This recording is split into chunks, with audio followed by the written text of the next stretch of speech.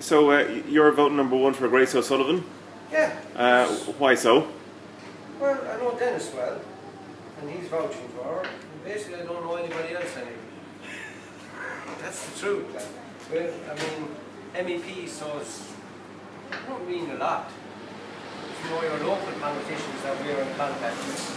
But she seems like a legitimate person. She's with the Green Party, and basically we're all involved in farming. So if she can help out the farming end with some bit, we'll be happy.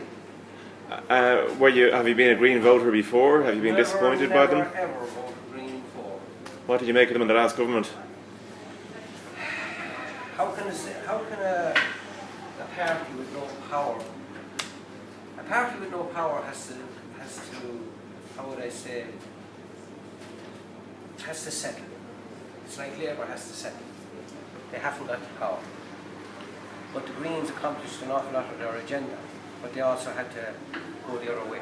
You know what I mean? So they were vilified and they were annihilated in the next election because they didn't stick to all their rules. But you can't stick to all your rules when you're a minority party, you know? So you're giving them a second chance? I wouldn't say, but I don't know any Greens around here.